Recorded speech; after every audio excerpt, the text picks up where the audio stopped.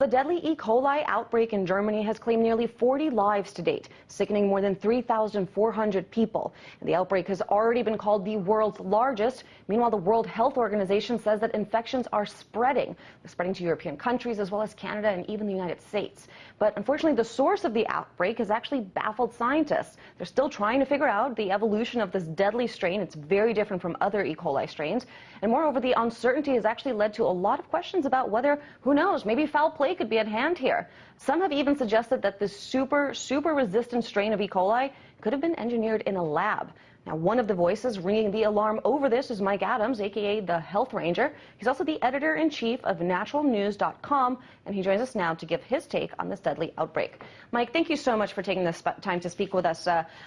For those of us not familiar with this issue, walk us through what makes this specific strain so scary. Why should we be concerned? Sure, and thanks for having me on. Great to join you. Well, this strain called O104, if you look at it genetically, it reveals how it came about. And you have to come to the conclusion that this strain was exposed to 8 different classes of antibiotics in its creation. Now, whether that happened... I'm sorry to interrupt you. Before we get to that, I mean, explain to us exactly, when you say the strain is resistant, what does that mean for folks who aren't really familiar with all this? Sure. Resistant means that if you are infected with this strain and you go to the hospital, where normally they would give you an antibiotic that cures you of that strain, in this case, that strain is completely resistant, rendering that antibiotic completely useless. And that's why so many people have died from this. And I think right now up to 900 people are facing kidney failure because of these infections, and the doctors can't do much for them because the antibiotics are useless. So basically no cure for this. And I read in one report there's actually even a little bit of a Black Plague strain in this. Well, if you look at the genetic code, there are a lot of hints of different things from the history of infectious disease that seem to have made their way into this strain. And that's one of the suspicious elements of this. You asked the question in the intro, where does this come from? How did it come to be? This does not happen in the wild, where you have a strain that's resistant to 8 major classes of antibiotics.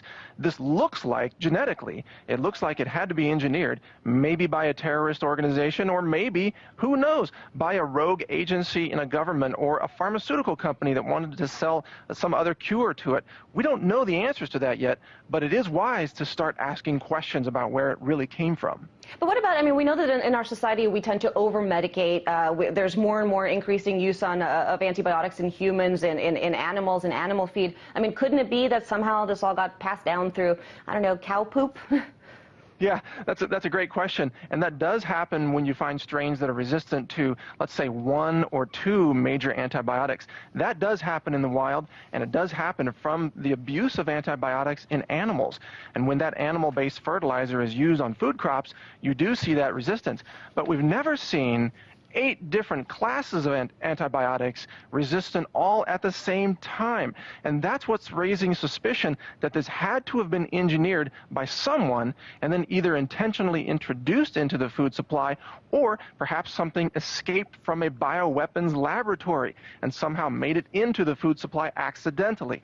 Those are the 2 possibilities that we're looking at now, and it's a mystery. I mean, I don't have all the answers, but it's definitely not just a random accident in nature. Well, and definitely terrifying. But if we take away, if we go along with this theory that you just proposed, but take away the terrorist threat, right? If there was perhaps, I don't know, some sort of foul play involved by companies or I don't know who, what would be the benefit of that? I mean, doesn't this harm everyone in the society as a whole? Who could possibly stand to benefit from this kind of Well, outbreak? Throughout world history, that's a great question, by the way, there are many examples of both governments and corporations unleashing problems so that they could offer the solution. It's the classic problem, reaction, solution story, and it's been used to justify wars in the Middle East, for example. You create the problem, and then you sell the solution. So this could be an agenda, potentially, to have more food regulations and crack down on small farms. You notice that in the reaction to this, they have virtually destroyed small organic vegetable farmers in Spain. I mean, they've destroyed the economy there. Literally thousands of tons of vegetables that are perfectly safe were just wasted over this because they said, oh, don't eat cucumbers, don't eat tomatoes, don't eat lettuce. Turns out those were all false alarms, but they had an economic impact that might be considered an act of economic warfare against Spain's farmers. But with all due respect, I mean, our Congress can barely get together and agree on what to name the next post office, let alone wage some sort of covert food warfare campaign. I mean, it's kind of hard to believe that a government that's so kind of in disarray could really get its stuff together to do something that outrageous. Well, there are elements that know what they're doing, and this came out in WikiLeaks not long ago that the U.S. was pushing GMOs very aggressively throughout the EU, including Spain, and Spain resisted that effort, and as the WikiLeaks website revealed, the U.S. had determined that it was going to retaliate against Spain for resisting GMOs. So there are elements within the government that do have an agenda, and sometimes they pull it off. All right. Well, Mike, unfortunately, we're out of time, but I hope that you're wrong. Obviously, we don't have a lot of answers here, but scary stuff nonetheless. I really do appreciate you taking the time to speak with us. That was Mike Adams, Great to join you. Health Ranger and Editor-in-Chief of naturalnews.com.